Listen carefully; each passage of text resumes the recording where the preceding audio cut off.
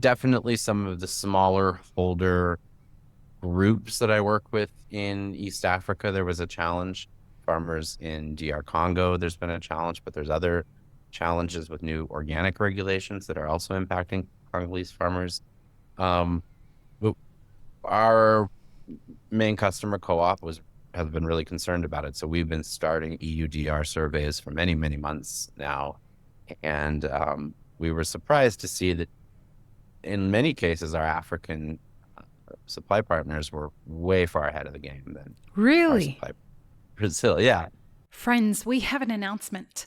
On October 28, 29, and 30, Maple Forward is proud to present the first of its kind live online event titled Introduction to Regenerative Coffee Farming. This workshop will happen live in 3 different events in English, Spanish, and Portuguese to help coffee producers and the rest of us in the coffee industry understand regenerative ag and how to implement it so that coffee farmers stand a chance at surviving these brutal weather conditions long into the future. It will also help us understand how we can talk about regenerative ag to our customers. This live online presentation will be led by highly specialized and experienced agronomists, coffee producers, and agricultural engineers who have worked transforming coffee farms from conventional farms to regenerative farms and agroforestry around the world. Tickets are $10 for coffee producers and $150 for everybody else. When you pay $150 though, you're securing your ticket and the ticket of 14 other coffee producers that didn't quite have the funds to pay for their own tickets.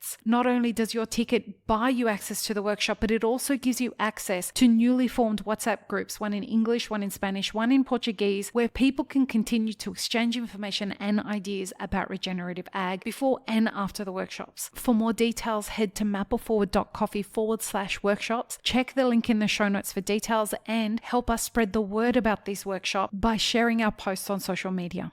Welcome to the Daily Coffee Pro by Map It Forward, friends. I'm your host, Lee Safar, and joining me in this series is Stephen Vick from African Coffee Roasters. We are talking about roasting, packaging, and shipping from origin. This is episode 3 of a 5-part series, and we have arrived at EUDR. So we're talking about EUDR and the due diligence involved in shipping roasted coffee from origin to Europe. Now, we are recording this on the 19th of October. This week, there was a step closer. We got a step closer to the extension of EUDR for an extra 6 to 12 months, depending on the size, I believe, of what you do. If you're a small to medium-sized business, it's 6 months. If you're a big corporation, it's 12 months. They still haven't finalized that and passed it. But EUDR is a thing that is breaking a lot of people's brains right now. However, some more than others. Now, Stephen, how much is EUDR breaking your brain? A little bit. I mean, it is. I think the uncertainty around it, for sure. I guess it's tricky. So I had mentioned before that we, also import coffee from outside of Africa, which is maybe not exactly what the topic we're on is, but I do buy some coffee from Brazil. Like I mentioned, a lot of the products that we started roasting for co-op were private label. They had existed before. They're grocery store products, probably 90%, 100% Brazil. And so, but now I think the most Brazil I have is maybe 50%. So by producing these products, that remaining 50 or 40% is now African coffee. But it's really remarkable how difficult it is in some markets to completely get away from Brazilian coffees, because there is a flavor there that consumers definitely are used to. So with that being said, and why I'm saying that is where my biggest headache was with my Brazilian suppliers, for sure. Definitely some of the smaller holder groups that I work with in East Africa, there was a challenge. Farmers in DR Congo, there's been a challenge, but there's other challenges with new organic regulations that are also impacting Congolese farmers. But our main customer co-op has been really concerned about it. So we've been starting EUDR surveys for many, many months now. And we were surprised to see that in many cases, our African supply partners were way far ahead of the game than our Really? supply Brazil. Yeah. And again, I don't have a lot of different supply partners. I kind of we have an organic coffee project here in Kenya, which is a few cooperatives and 2 estates I work with. I work with 2 or 3 different suppliers in Uganda. Definitely the smaller cooperatives like Bukanzo Joint, a little bit more of a concern, but they're getting there. Also, other groups I work with, MIOC, I know that they were still getting some of their polygons together, but I work with AgroVolve, which is it's a private company that works with 15,000 to maybe 20,000 smallholders in the Ruwenzoris. These are all Ruwenzoris, I think, are sort of the unlocked gem for some of East African coffees. Still Bugisu, there's a lot of amazing coffees, but the Ruwenzoris are incredible. There's so much coffee up there. The infrastructure still isn't great, so a lot of the best coffees are home processed still, because they can't get washing station. It's just, right on the other side of that is North Kivu, so all of that Congolese coffee. So there's such spectacular coffees in that area, and a lot of it is, building the infrastructure for these coffees to be realized. So AgroVolve, Matthew is one of the guys who runs it with another guy called Johnny, and Matthew had worked with Volcafe in both Uganda and Tanzania for a while. His wife is from Kenya, and they were back in Europe for a while and didn't care for it, came back here, and they basically built this system where they're reaching a lot of farmers where they would have had no washing station to take it to. They still don't. They have collection centers, and of those 20,000 farmers, they have like one kind of lead farmer to every 50 farmers. So they deliver their coffee there. Wow. So that they had started building this years before EUDR, just for traceability, for transparency, for price transparency as well. Well, every single farmer in their network is on SAP Business. The whole system's run by SAP. All the polygons, all the information is there. When they collect, they know what certification they have. And then they also can trace the quality from each different little area. So when they're paying the cherry price, they're paying also a differential based on the quality that farmer brings in. So they're getting real cherry price plus real differential based on the differentials that we end up paying for the different qualities. And it's great. And it's all has to do with technology. Of course, none of these smallholder farmers would ever be able to be compliant ever without the assistance of this company that came in and did this, and that's the tricky part about it, it is very difficult to be completely 100% independent as a smallholder and comply. You have to be part of a co-op who's switched on or part of a private. And these days, it seems like, you always have to do your due diligence, but a lot of the companies that are doing a better job with regards to EUDR are private companies who are buying cherries from farmers, paying them in a fair way, making that transparent for their buyers and their farmers. Really, a lot of EUDR comes down to technology, and right. And this is where it gets complicated. Very complicated. And I have a question for you here, if that's okay. Yeah. Yes.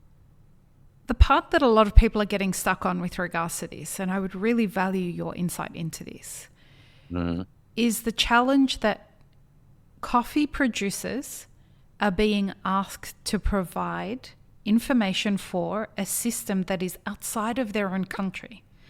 And that even though Pedro Manga was very helpful in helping me understand, and all of us understand, I guess, who listen, it is the responsibility of the importer to do the compliancing and to do the due diligence, which really means that the importer is going to put it on the producer and the exporter to make sure that it complies and to create that.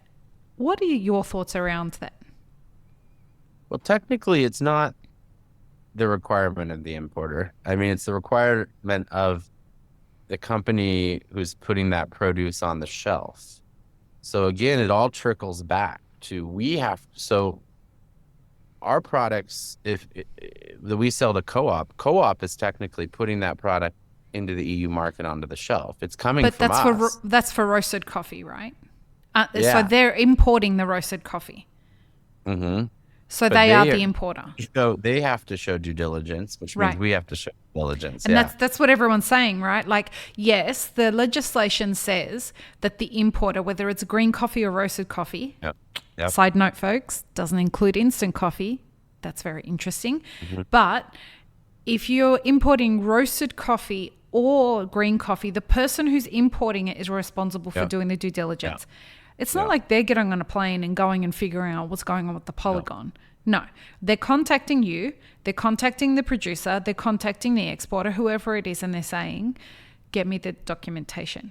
So how is it that, I mean, it just makes more sense that in the future we're more likely to see coffee roasting and coffee consuming happening in local economies, I would expect, if this becomes successful and goes all around the world.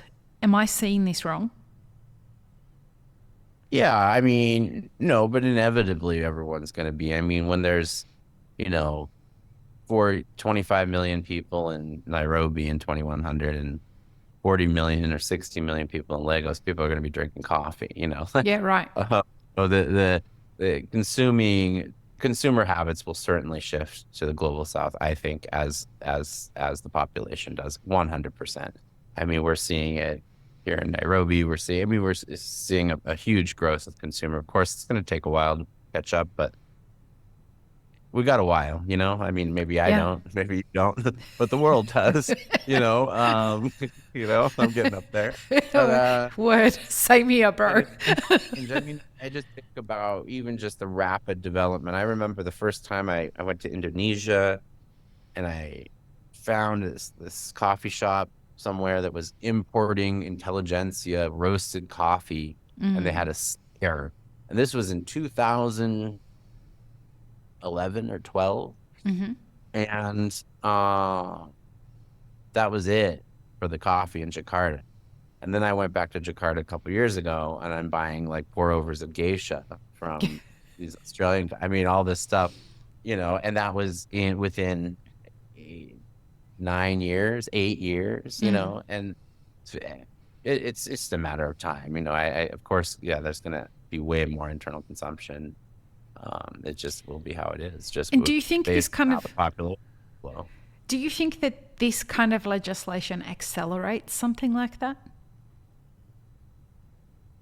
Yeah, I think it could. Yeah, I mean, I think this kind of legislation had more of an effect on things than people thought. I think people thought, I think the market, of course, there's a lot of, as our friend Judy explained, a lot of things going on which are causing the market to be where it is. But I do think EUDR has something to do with it as well. And yeah, I think so. So going back to my question. I mean, just seeing, also here in Kenya, sorry. No, go ahead. I got here 9 years ago almost. I can't think of a place where I would have gone out of my way to go purchase a cup of coffee. I mean, it was just, it was maybe one or two that was okay. And now, there's every neighborhood I can go and get a decent cup of coffee. And that's in a span of 9 years. And, Spring Valley's now 110 employees, 7 cafes, already at this point. And wow. So yeah, it's just a matter of time.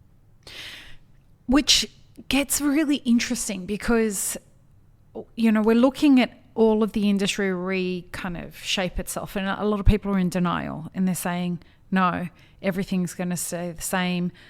Nothing's really shifting. That crazy bitch on the Daily Coffee Pro by Mapper Forward keeps talking about this coffee crisis that's not really existing. Keep dreaming, folks, if that's what you think. Like we really are in a lot of trouble. I'm constantly dumbfounded by these people who think everything's sweet and everything's fine. It's not. And anyone who's telling you, oh my God, you just had the cutest little puppy just poke his face into. Sorry. That was very sweet.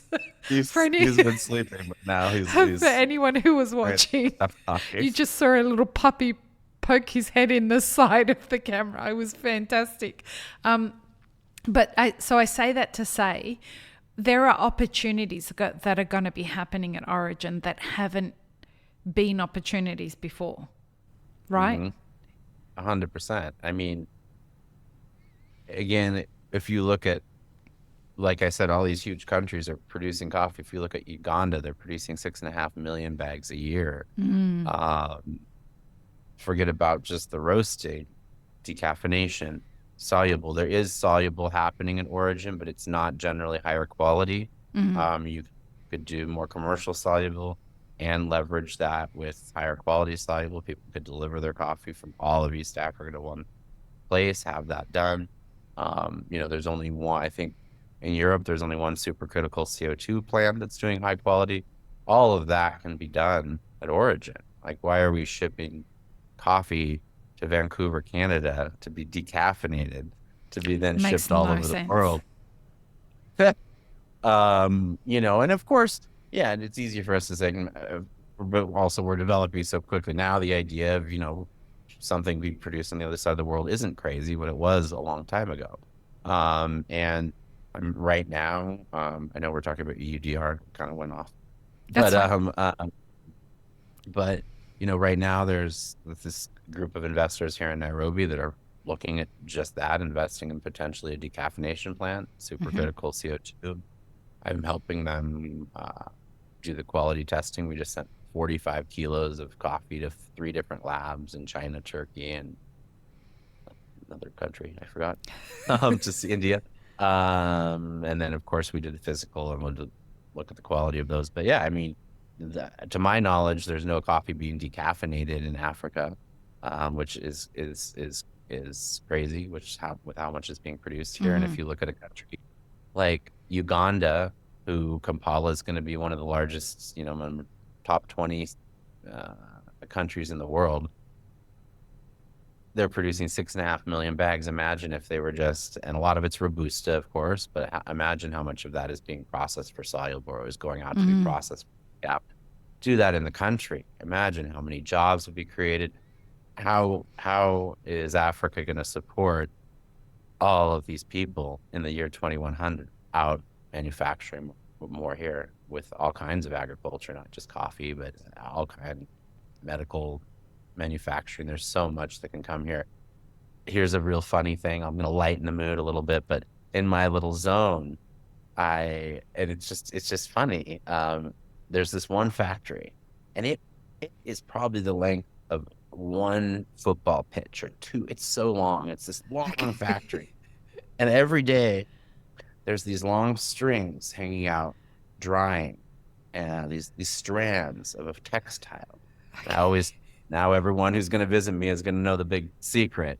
But it is the only dartboard manufacturer in the world. Dartboard. You go to any bar, any place in the world that has a proper dartboard that's been made in the last 20 years. It was made next door to me. Wow. Because there was two major dartboard manufacturers in the world. They're both UK based. It's a very British thing, the darts. And then, of course, it's a laborious. Most people don't know the core. Of course, there's fake dartboards out there, but the core of a proper dartboard is made from sisal. Okay. The strand. Yeah. We grow a lot of that here. It's hand pull. I think they use a machine now, but it has to be dried, and then they make the boards all by hand. I saw a Playboy board one time there.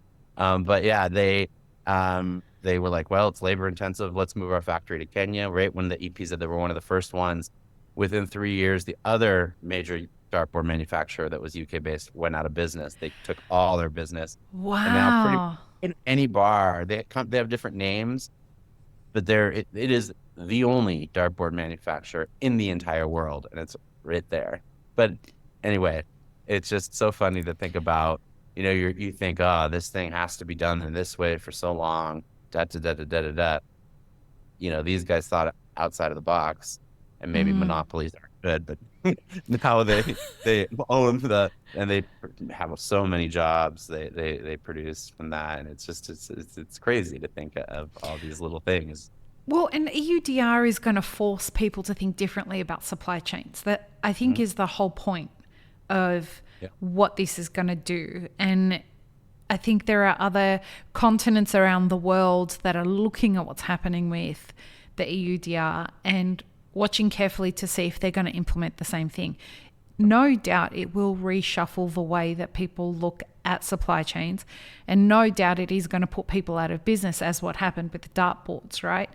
So, Yeah. as Pedro was saying when he came on recently, he said EUDR will, if it works, it will make coffee more expensive in Europe, and it will make coffee less available in Europe.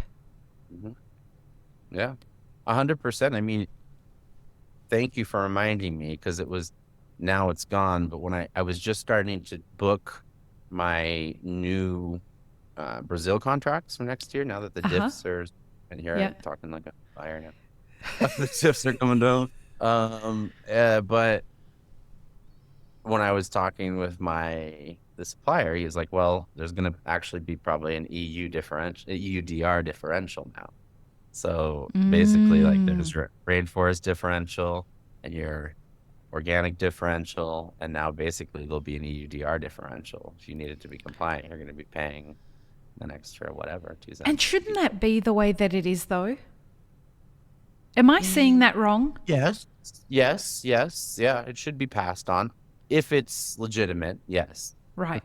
Well, and this is That's where that's integrity and my relationships and et cetera, come into exact. play. Yeah, and just the enforcement of it. I mean, I just think there's still so much.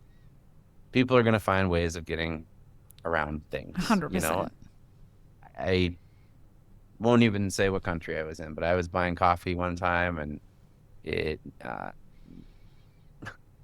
I was in a village in the north of this country, and I was like, yeah, blah blah blah. I was like, yeah, I need it to this to be fair trade. He goes, give me 72 hours. I got 2 containers of fair trade coffee for you. uh, or no, he's like, give me 72 hours. I can have certificates for this coffee or something like that. And again, I mean, I know that in particular, I don't want to say something bad about fair trade. I know they've really tightened up some of those things that Yeah. were happening as an organization. But, you know, it's a huge, huge, huge, huge industry, and everyone is going to find a way to kind of get around it. And if it becomes a thing where people are just producing a document to get around it, then I don't think that's how it's going to be. But I am curious to see how the enforcement will be. Especially because we know that fuckery goes on in our industry. I want to see how they're going to make it so that that's not the case with EUDR. Exactly. I really hope, because again, the suppliers that I'm working with have gone to great lengths, to make sure it's right, and most of them. And so that's always, that part of every kind of thing is sort of frustrating. When you have a certain thing and you're doing it in a way that you think is good, and then you see someone else who has that certain thing, and you're like, oh my God. It happened to me this year. I can't say enough great things about Jane, our finance manager. She's so good at her job, and she gets so disappointed if we have one little nonconformity, one little thing. But we take a lot of pride, and she takes a lot of pride in, like, especially our food safety standards and all of those things. I'm not trying to brag, but most people who come and see our facility they're like, this is the cleanest roastery I've ever seen anywhere. Keep it tidy. And I was at another coffee roasting facility this year and we don't even like brag about it on our website, a little bit, but it was like very first thing. And there was in another country of origin, there's another company doing something similar. And they had, oh, we have this certification. And I mean, they didn't even have soap in the toilet at this facility. Right. Was It was really not great. It was I would just say it was a big contrast from our facility and like all the work that we do to put into this to get this certification, then to go and see someone with the same certification and they just recently had their audit. You're like, man, that's really discouraging, you know? Well, because you notice these things once you start to understand them, Yeah, and you do it for the right reasons, and you get deflated. Go ahead. and the thing about this other is our certifying body, I think, I'm not sure, but anyway, the people who certify, I think the person who came last time came from maybe even Dubai, but this the certifier who gave them the certification was from Germany, and I was like, wow. I mean, to me, Wow. it was Surprising. it was surprising, yeah. I mean, well, I know what goes on. It's more just, man, we put in so much work, and then look, you can probably just maybe give someone a little something and you just get the certificate, you know? Yeah, I think that's the part of all of this that has broken me a little bit, is really coming to see how much I was a little naive to how much this happens in our industry. And then when I see things like EUDR, that's why I get excited. I get excited because if it's going to work, and if it does work, it really does hold people accountable in a way that they've not been held accountable before. Warren 100%. Buffett says this thing, when the tide goes out, that's when you see who's swimming naked. This will do that. Yeah. And I'm That's a good- excited because for those of us who actually strive to do things the best that we possibly can and are always trying to improve, Yeah. the part of it that hurts so much is that the people who aren't trying to do the same, put in the same amount of effort, they seem to be coasting scot-free to success. Yeah. And hopefully, and maybe I'm a little idealistic about all of this, but I really hope that this works. I really, really hope that this works. No, I agree 100%.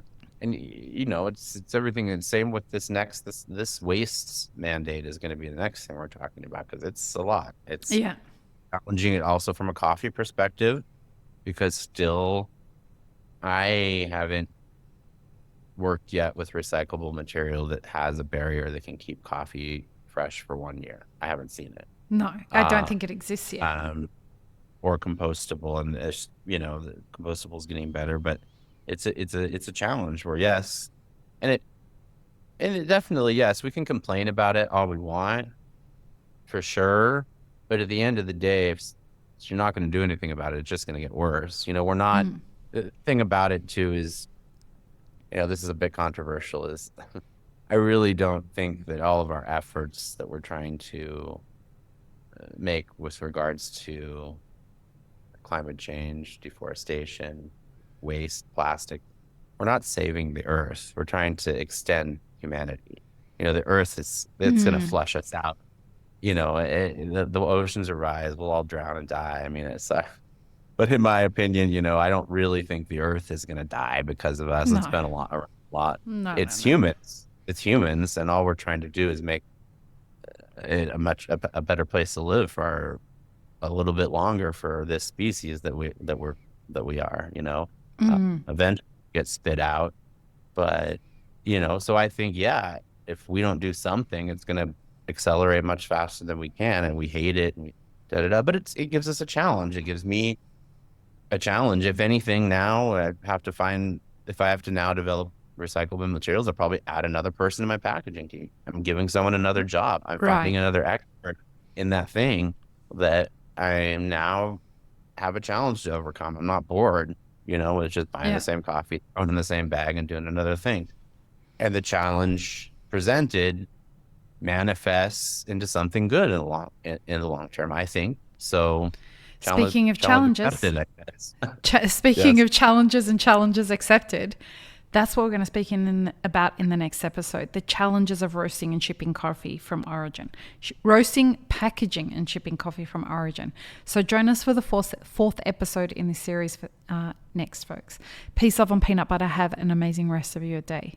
I really hope you enjoyed this episode, friends. Please don't forget to show us some love by subscribing, liking, commenting, and most of all, sharing this podcast with your friends.